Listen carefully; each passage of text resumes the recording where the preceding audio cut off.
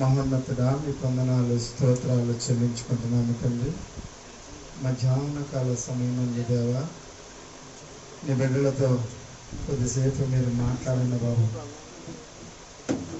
మీ ఆత్మ సహాయం అడుగుచున్నాను తండ్రి. మనుషుడు రొట్టె వలన జీవించడు కానీ దేవుని నోట నుండి వచ్చు ప్రతి మాట వలన జీవిస్తాడని లేఖనము సెలవిస్తుంది బాబు. ప్రయాసతో వచ్చిన బిడ్డలను బట్టి మీకు వందనాలు స్తోత్రాలు బాబు.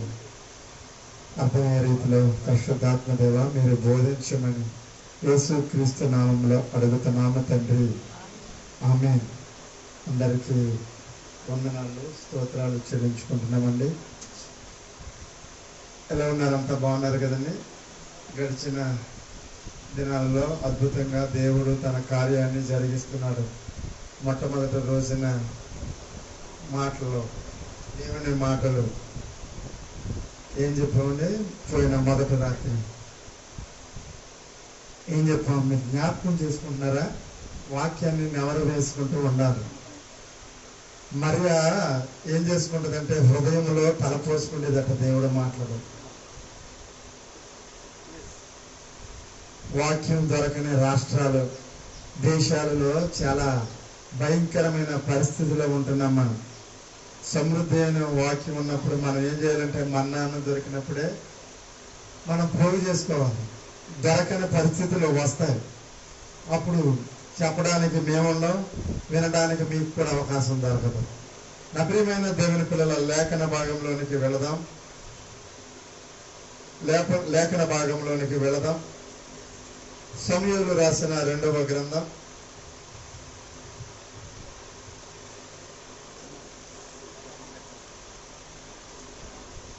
సమూయేలు రాసిన 2వ గ్రంథం, పేజీ నెంబర్ 264,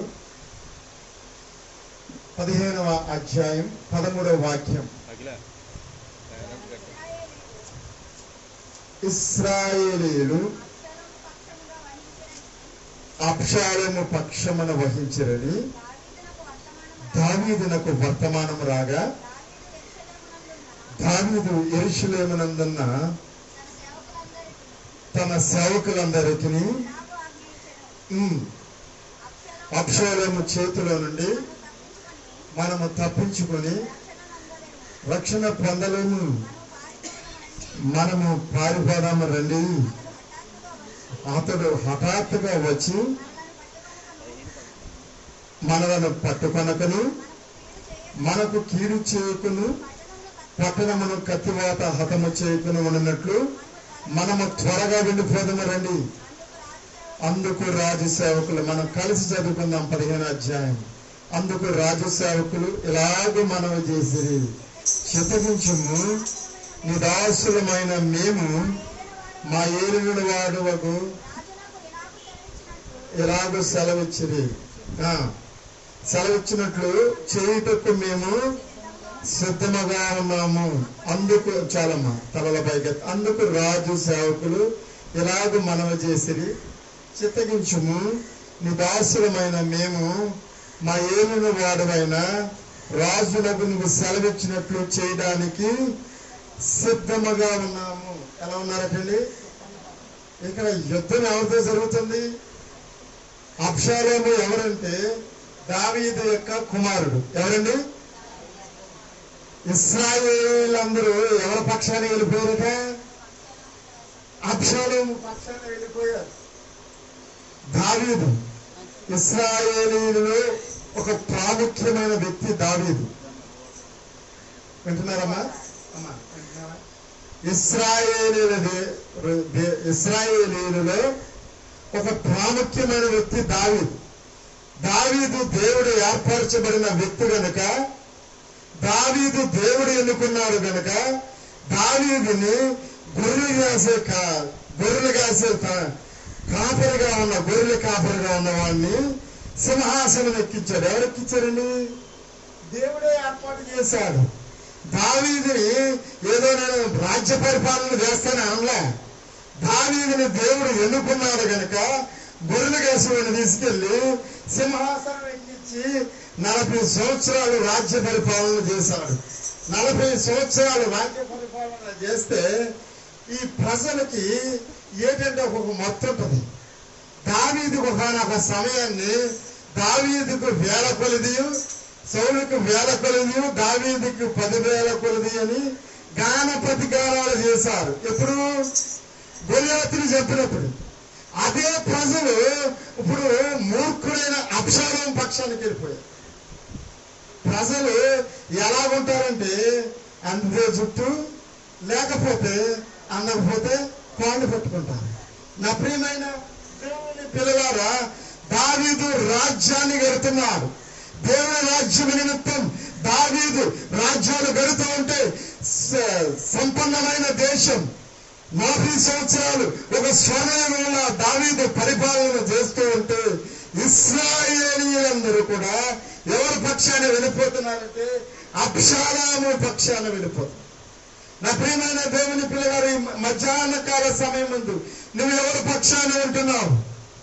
దేవుడు ఏర్పరచుకున్న దైవ సేవకుడు అనగా దేవుని సంబంధమైన ఆత్మ సంబంధమైన దైవ సేవకులు పక్షాన ఉంటున్నావా?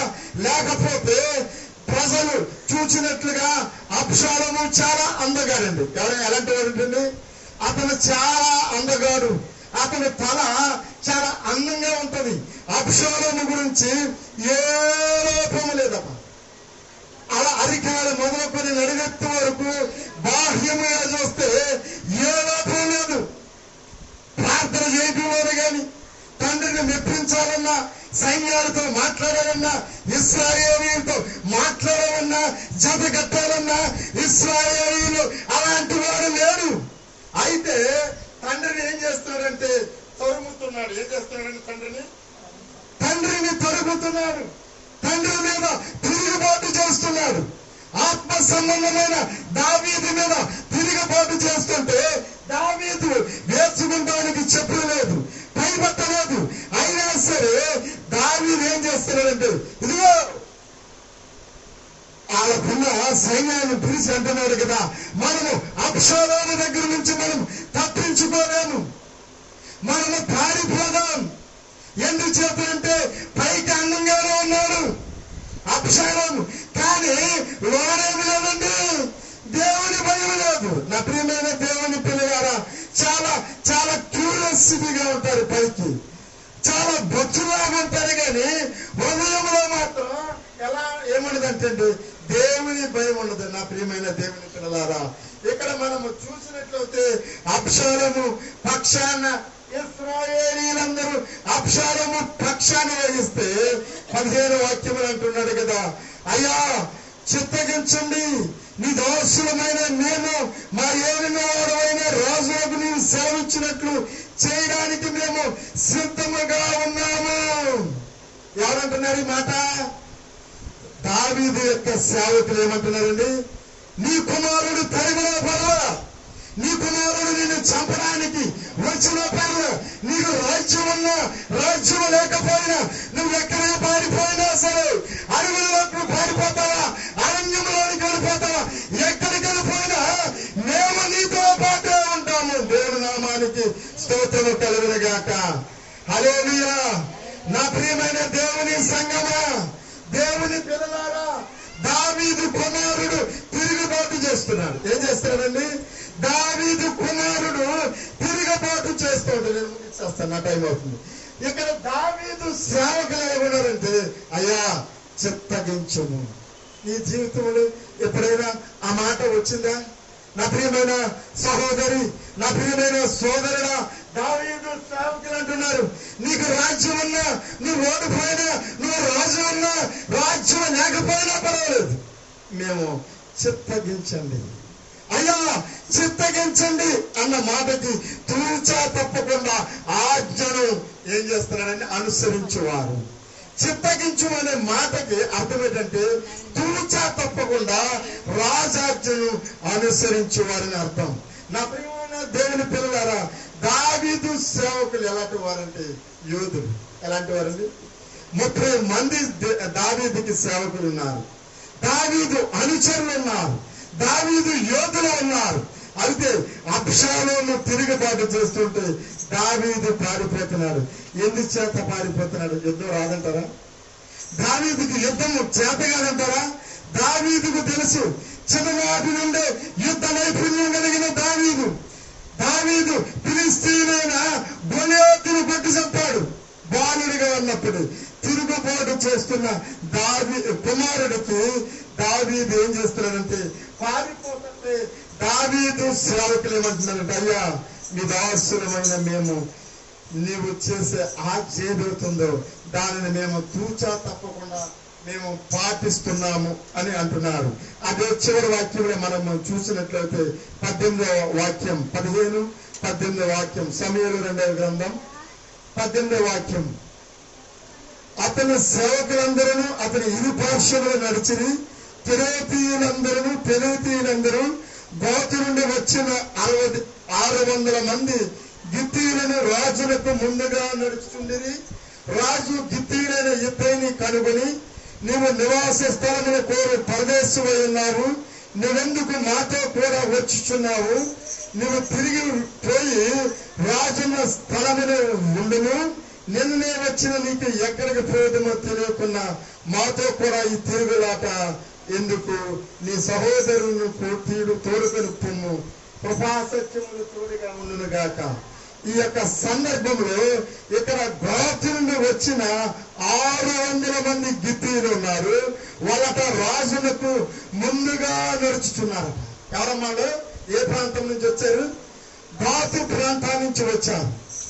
ఇశ్రాయేలీయుని కారువారు ఫిలిష్తీయ ప్రాంతములో గోతు వాడైన గొలియాతు గోతు ప్రాంతం నుంచి వచ్చారు. ఫిలిష్తీయ పట్టణాలలో గోతు ప్రాంతంలో వచ్చారు. ఎంతమంది వచ్చారండి? 600 మంది వచ్చారు. 600 మంది వచ్చి ఎవరికి ముందుగా నడుస్తున్నారు? దావీదుకు ముందుగా నడుస్తున్నారు. ఎవరినైనా చంపాలంటే దావీదుని ఎవరిని తెచ్చేయాలి ముందుగా? గోతు వంశస్థులైన 600 మందిని. ఇక్కడ మనం ఒక ప్రాముఖ్యమైన వ్యక్తిని గురించి చూస్తున్నాం. గిత్తీయుడైన ఇత్తయిన గురించి మనము వాక్య భాగం నేర్చుకుంటాం. నాకు ఇచ్చిన సమయం అవుతుంది. వాళ్ళు రాజులకు ముందుగా వెళుతున్నారట. ఇశ్రాయేలీయులందరూ ఎవరి పక్షాన్ని ఉన్నారండి బాబు? మూర్ఖులైన తిరుగుబాటుదారులైన అబ్షాలోము పక్షంలో ఉంటే ఫిలిష్తీయ దేశాన్ని నుంచి వచ్చారు. వాళ్ళ భాష కాదు, వాళ్ళ ప్రాంతము కాదు, వాళ్ళ దేవుడు కాదు, వాళ్ళ దేవుడు దావీదు దేవుడు. వాళ్ళ భాష కాదు.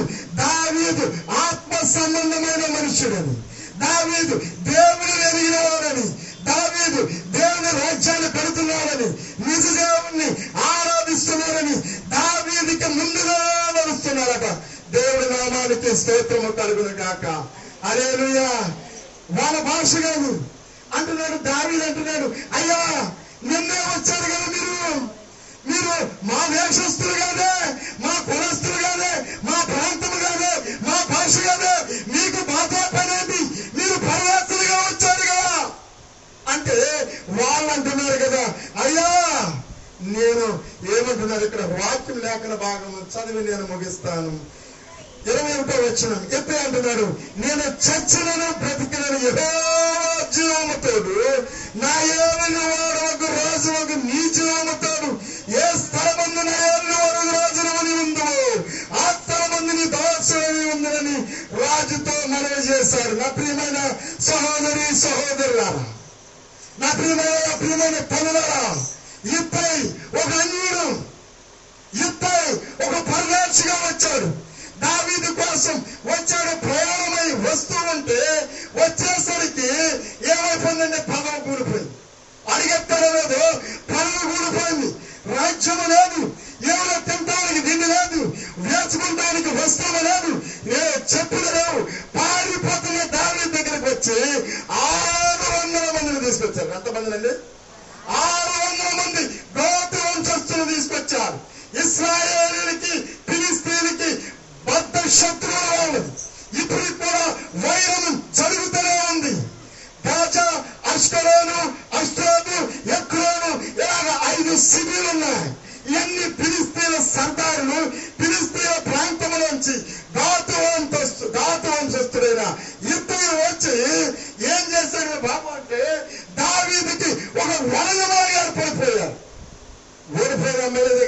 గెలిచిన ఎమ్మెల్యే దగ్గరికి వెళ్తాం. ఇప్పుడు అందరూ మా ఎమ్మెల్యే గారు అన్నారు. మొన్న దాకా మా మినిస్టర్ గారు అయితే దావీదుకి రాజ్యం లేదు పాపం. అయినా సరే ఏమంటాడంటే, నా ఏలిన వాడు దావీదు, నువ్వు ఎక్కడ చనిపోతావో నేను అక్కడే చనిపోతాను. నువ్వు ఎక్కడ అరణ్యంలో ఉంటావో, నీకు నీళ్ళు లేవో, నేను అక్కడే ఉంటాను. నా ప్రియమైన దేవుని పిల్లలారా, ఒకవేళ మీకు ఈ సంఘంలో ఒకవేళ మీకు సదుపాయం లేకపోవచ్చు, కానీ ఆత్మ సంబంధమైన దైవ సేవకులు ఉన్నారు. దేవుడి నామానికి స్తోత్రము కలుగును గాక. ఆర్భాటాలు లేకపోవచ్చు, మీకు సదుపాయాలు లేకపోవచ్చు, లేకపోతే ఒక కార్పొరేట్ సంఘం లాగా పెద్ద పెద్ద చర్చలు లేకపోవచ్చు, కానీ ఆత్మ సంబంధమైన దైవ సేవకులు ఉన్నారు. దేవుడి నామానికి స్తోత్రము కలుగును గాక. హల్లెలూయా. నేను ముగిస్తున్నాను. దావీదు దగ్గరికి వచ్చాడు. ఇశ్రాయేలీలందరూ ఎవరి పక్షాన ఉన్నారు బాబు? అబ్షాలోము పక్షాన ఉంటే ఈ యొక్క అన్యుడు వచ్చి అంటున్నాడు కదా, ఒక తీర్మానం చేసుకున్నాడు. అయ్యా దావీదు, నువ్వు ఆత్మ సంబంధమైన మనుషుడు, నువ్వు దేవునికి ఇష్టానుసారమైన మనుషుడు, నువ్వు దేవుని సేవకుడు. నీ రాజ్యం ఉండలేకపోయినా పర్వాలేదు, నీతోటే మా జీవితం. నా ప్రియమైన దేవుని పిల్లలు, నేను ముగిస్తున్నాను. మీ జీవితం ఎట్లా ఉంది? ఎవరితో మీ ప్రయాణం? నా ప్రియమైన దేవుని పిల్లలారా, ఆలోచించవలసిందిగా కోరుచున్నాను. దావీదు సేవకులు తూచా తప్పకుండా ఆజ్ఞను అనుసరించేవారు. ఎలాంటి వారండి? తూచా తప్పకుండా దావీదు ఏదైతే సెలవిస్తాడు, చిత్తగించమండి, మేము సిద్ధముగా ఉన్నాం. ఎలా ఉన్నారంటండి? మేము చాలా సిద్ధంగా యాక్టివ్గా ఉన్నాం. నీ కోరికైతే తిరగబోటు చేస్తున్నాడు, కానీ మేము మాత్రం మీ సేవకులు, మేము టైం అంటే టైం అండి వచ్చేస్తాం. మీరు ఏదైనా సభ పెట్టారా, మేము ఉంటాం.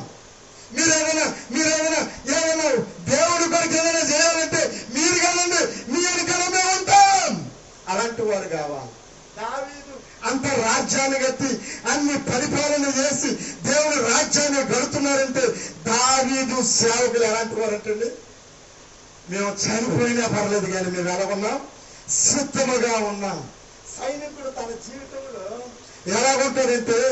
ఎలాగుంటాడంటే సైనికుడు నిద్రపోయినా పడుకున్నా యుద్ధం అనేటప్పటికీ లేచి తన గన పట్టుకుని యుద్ధంలోకి వెళ్ళిపోతాడు. ఇది ఆత్మీయ యుద్ధం.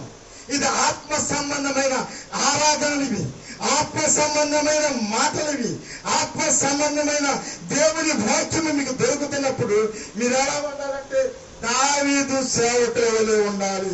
దేవుడి నామానికి స్తోత్రము కలుగును గాక. నేను ముగిస్తున్నాను. నా సమయం అయింది. మరి క్రమము కాదుగా ముగిస్తున్నా. ప్రార్థన చేసుకున్నాం. మహాపరిశుద్ధులైన తండ్రి, మీ వందనాలు స్తోత్రాలు చెల్లించుకుంటున్నాం ప్రభు. మధ్యాహ్న కాల సమయం అందు ప్రభు, ఇశ్రాయేలీయులు అనగా దేవుని ప్రజలు, నిబంధన జనులు, దేవుని ప్రజలు దావీదును విడిచిపెట్టి పారిపోతుంటే ప్రభు, విడిచిపెట్టి వెళ్ళిపోతుంటే ఒక అన్యుడైన గిత్తయి వచ్చి మాత్రం నా తండ్రి దావీదును అనుసరించాడు. దావీదు కొరకు నిలబడ్డాడు.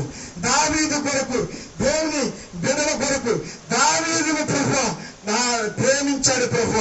ఆ విధంగా మేమున్నట్లుగా మీరు కృప చూపమని యేసు నామములో అడుగుతున్నాము తండ్రి.